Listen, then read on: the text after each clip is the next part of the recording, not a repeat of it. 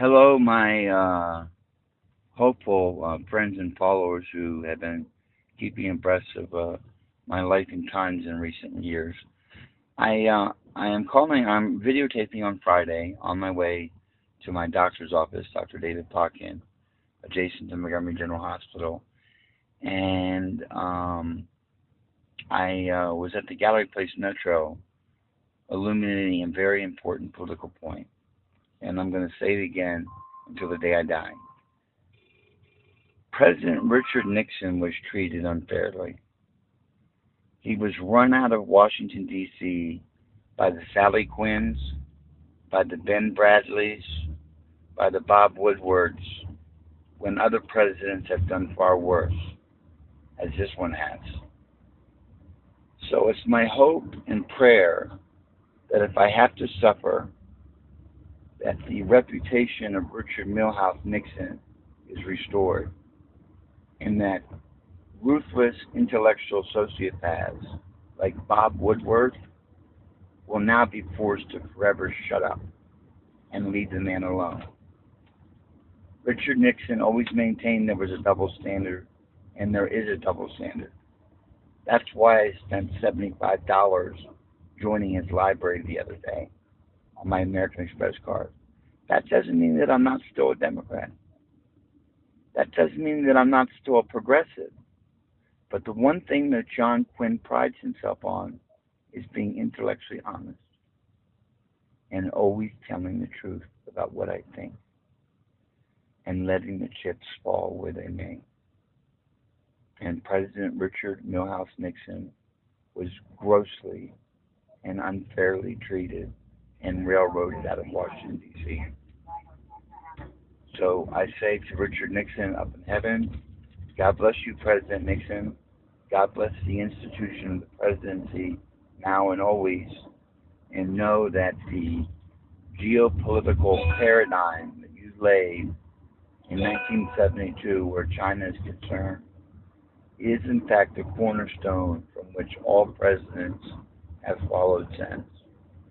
And while Barack Obama's presidency, where China is concerned, is certainly no match for you or your leadership and competence, it's my hope and prayer that the next election will bring a president, hopefully Hillary Clinton, because I do not hate Mrs. Clinton at all.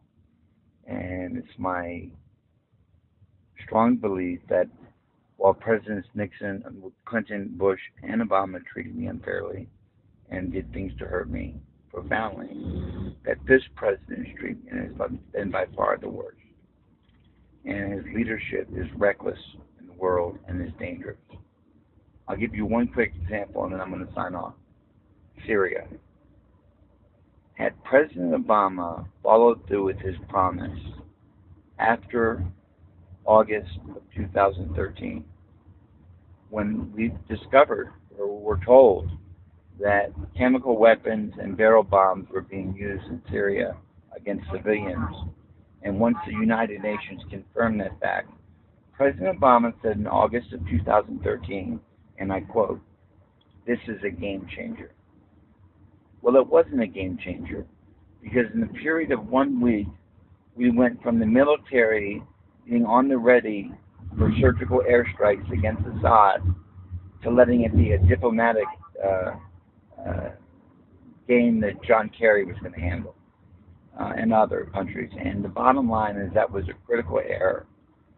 But because I am intellectually honest, in fairness to President Obama, his incompetence where Syria is concerned and China is not to blame for ISIS and ISIL in and of itself. It plays a role, but the macro reason why we had such problems with ISIS and ISIL is George W. Bush's war in Iraq. It was intellectually and geopolitically flawed. There were no weapons of mass destruction. There were no suicide bombers. There was no linkage to 9/11. The intelligence was cooked, and by reasons that this is just outrageously, Bush actually gave George Tenet what is the highest civilian medal you can get is it the Medal of Freedom or Honor? I'm not sure. I think it's Freedom. Actually gave Tenet the Medal of Freedom. George Tenet should have been railroaded out of Washington for lying and manipulating good men like Colin Powell. And all I can say is that John Quinn will take to his grave, where Mrs. Clinton's concerned, because I feel bad for her, the secret that we shared where George Bush is concerned. That she allowed herself to be manipulated to vote for the run-up to the war in Iraq and to vote for use of force when she didn't want to. And the 2003, no, go straight. I'm paying for the cab. 2003 State of the Union speech in which George Bush pointed out the Catholic nun in the presidential box for special recognition. That nun wasn't there for merit, for God's sake. She was there to tweak the Clintons on the nose. And John Ashcroft sat in the Department of Justice, micromanaging docket number F7184-02. There was never any prescription fraud.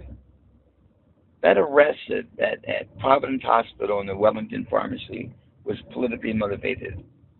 And I spent 9 months of my life incarcerated for no reason at all as a pretrial detainee when I should have been released on January 13, 2013, when I first appeared before Judge Motley. But that's all water under the bridge. I love this country with all my heart. I love the institutions of my government with all my heart and soul, and believe in the integrity and the goodness and decency of the American people with all my heart. America is a great country, and we're the beacon of light to areas in the world that have known nothing but darkness and evil for a reason. For over 233 some years, whatever it is, this country's institutions of government have stood firm and sound. And I don't want to be a participant or be a party to denying or depriving some ninth grade civics student of their right to believe, rightly and correctly, that the institutions of our government are sound and that they work and that America is a great place. Again, I love America with all my heart and soul. I care about the national security of this country with all my heart and soul. And on that note, I'll just say I have never been, never has been, never will be a threat to the national security of the United States of America.